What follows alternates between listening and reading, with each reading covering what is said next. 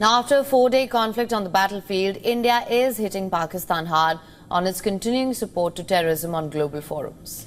Well, the latest venue for India's diplomatic onslaught was the World Health Organization headquarters, where Pakistan raked up India's suspension of the Indus Waters Treaty in response to the Pahalgam terror attack.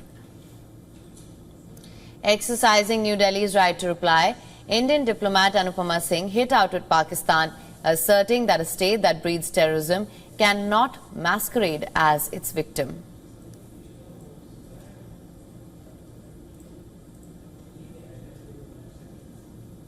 India exercises its right of reply in response to Pakistan's statement in the plenary session. Let me set the record straight. On 22nd April 2025, Pakistan trained terrorists massacred 26 innocent tourists in Pahalgam, executed at point-blank range, in front of their families. It was a scene of unimaginable horror, a deliberate slaughter of innocents. The UNSC rightly underscored the need to uphold perpetrators, organizers, financiers and sponsors of this reprehensible act of terrorism accountable. Let us not forget these sponsors and organizers operate from Pakistani soil. In response, India launched Operation Sindoor, precise, proportionate and focused on the infrastructure of terror inside Pakistan. We took measures to ensure that civilians were neither targeted nor harmed, rather only the Pakistan-trained terrorists and their well-known hideouts. The Indian diplomat stated that India will continue to expose Pakistan's efforts to prop up terrorism in any form and for as long as it will be necessary.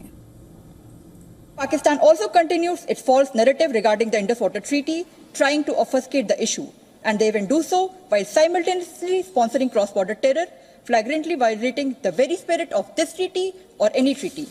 They cannot blithely speak of the benefits of peace while actively exporting violence. A state that breeds terrorism cannot masquerade as its victim. Please.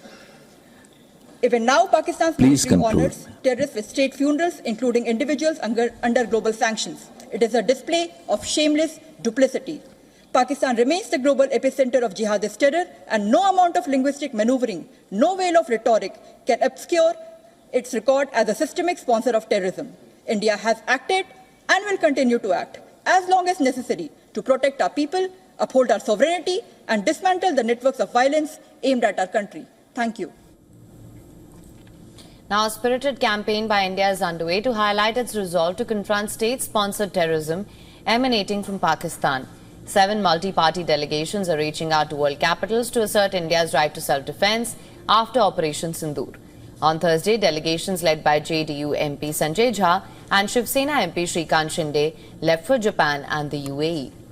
In a social media post, the External Affairs Ministry said zero tolerance against terrorism, as the delegations left on their missions to highlight Pakistan's policies of patronizing terror outfits over the past few decades.